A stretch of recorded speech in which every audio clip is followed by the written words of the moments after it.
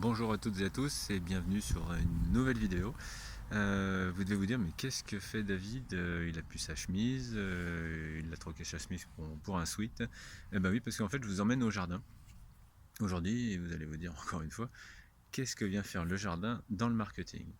Et bien justement, je pense qu'il y a beaucoup de paramètres identiques, en fait, notamment plutôt en communication qu'en marketing. En effet, quand on veut faire de la communication, il faut partir de zéro. Il y a un travail énorme à réaliser avant que la communication puisse commencer. Et surtout, avant de voir les premiers résultats, il va se passer beaucoup de temps. Mais ça, peu de personnes arrivent à l'accepter parce qu'on voudrait tout de suite voir les résultats. C'est la même chose au jardin. Quand vous devez commencer à vous lancer dans le potager, ce qui est le cas ici quand on regarde en fait derrière mon potager à la maison, j'ai choisi l'année dernière de faire de la permaculture. Alors on va se dire oui, effet de mode, pourquoi pas. Mais en réalité, j'y ai vu moi un moyen de gagner beaucoup de temps et surtout de devenir encore plus paresseux pour une efficacité et avoir des légumes de meilleure qualité et surtout un rendement supérieur. C'est-à-dire qu'il a fallu que l'année dernière, je me dise, je ne vais plus du tout retourner la terre, parce qu'effectivement, je faisais comme à l'ancienne, je prenais ma terre, je la retournais, la terre qui était à 30 cm avec les micro-organismes qui étaient dans le noir à 30 cm de sous-terre se retrouvent au-dessus. Donc les micro-organismes se retrouvent à la lumière et meurent. Ceux qui étaient en surface et qui apprécient la lumière et avec un peu plus d'oxygène se retrouvent sous terre et meurent. Vous avez les réseaux micellaires, donc les champignons, qui se trouvent aussi sous terre, qui se retrouvent coupés en morceaux, et donc tout meurt en dessous, et il vous faut rajouter des, des engrais naturels ou des engrais chimiques, mais en tout cas, vous avez une terre qui s'appauvrit. En permaculture, vous dites, je le fais, je retourne la terre pour l'aérer une première fois, et je vais tout faire pour ne plus écraser ma terre, et surtout de mettre beaucoup de foin dessus, par exemple, pour que je n'ai plus jamais à arroser, y compris cet été. Il a fait très très sec durant tout l'été, et je peux vous dire, je n'ai jamais arrosé mes plantes. J'ai des tomates qui sont extraordinaires, j'ai des potimarrons, des potirons, des courges, enfin tout l'ensemble dans un micro potager de 25 mètres carrés avec un rendement incroyable comme j'ai jamais pu imaginer. Ce qui fait que vous pouvez faire l'analogie avec votre communication, ou peu de communication. Avant, on a fait de la communication où on imposait des produits à une cible, sans tenir compte du tout du client final. On lui arrivait, on se dit, tiens, j'ai un super produit, je vais lui imposer. Aujourd'hui, tout a changé. Les méthodes ont changé et doivent encore changer, et c'est surtout les mentalités qui doivent changer. Quand on revient à la communication encore, et la comparaison avec le potager, vous êtes au mois de janvier, c'est l'hiver, et vous devez imaginer que le travail que vous faites à ce moment-là va seulement vous apporter des tomates, des poires, des légumes et des fruits au mois de début août, ça commence, et sinon c'est vraiment septembre-octobre.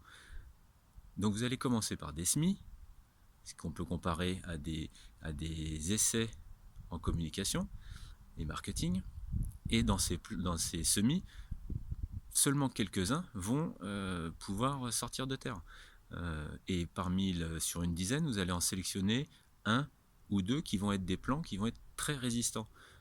Cela, c'est exactement la même chose que si vous aviez fait 10 actions marketing et vous vous dites, il n'y en a vraiment que deux qui ont un intérêt et qui m'apportent des résultats avec mes clients. Mais tout le travail d'hiver, avant de vraiment planter, si vous avez des semis que vous avez fait au mois de janvier, vous allez sûrement les planter en terre au mois de mai, voire même juin selon les régions. Ce qui laisse quand même déjà 5 mois. Et peu de personnes, même en communication, acceptent 5 mois de se dire je ne vois pas les résultats immédiatement dans les 5 mois. Quand vous, quand vous faites des actions de communication, vous devez avoir une idée de ce que votre client vous demande. Si on revient toujours au jardin, tout le monde sait que des tomates ne poussent pas à l'ombre. Par contre, les tomates, vous ne l'ont jamais dit. Il a fallu faire des essais et que tout ce qui se faisait à l'ombre pourrissait, rien ne donnait de résultat. Donc vous les mettez au bon soleil. Vous devez faire des essais dans votre jardin. C'est pas la même chose que le jardin d'à côté, ni de celui de votre voisin et surtout pas d'une autre région. C'est la même chose en communication. Ce qui a fonctionné pour une entreprise qui se trouve à Marseille, une autre à Lille, même dans un secteur identique, si vous êtes à Paris, ça va fonctionner à peu de choses près de manière différente. Bien sûr, l'exposition va être la même, mais le principe, c'est que la terre va être différente, tout va être différent pour que le légume pousse. C'est la même chose en communication. Vos clients et prospects ne sont pas exactement les mêmes que ce qui se passe dans d'autres régions. La culture régionale, enfin tout fait que vous avez une différence. Mais par contre, l'avantage que vous avez, vous, c'est que vous pouvez interroger vos clients. Allez les voir, leur poser des questions pour comprendre quelles sont leurs réelles attentes. Et après, ça va être un moyen justement de pouvoir créer des actions de communication orientées vers ses clients. Et même quand vous connaissez déjà, vous arrivez à cerner leurs besoins, il va y avoir plusieurs essais erreurs avant de pouvoir arriver à trouver un axe de communication. C'est la même chose avec vos plants et vos légumes.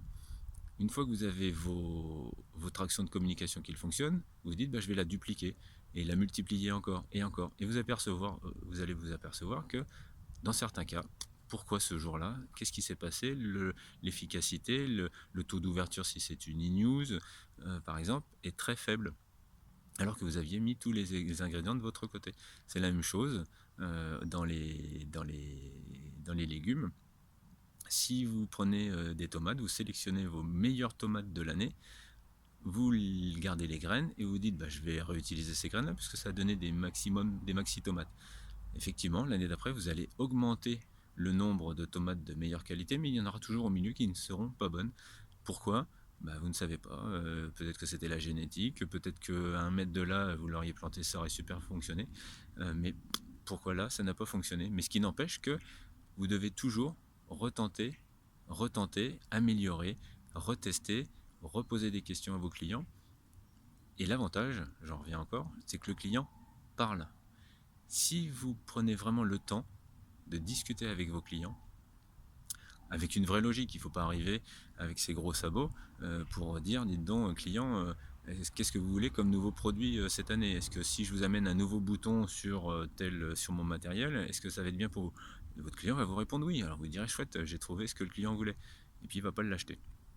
Parce qu'en fait, c'est pas exactement c'est pas le bouton qui change sa vie, effectivement.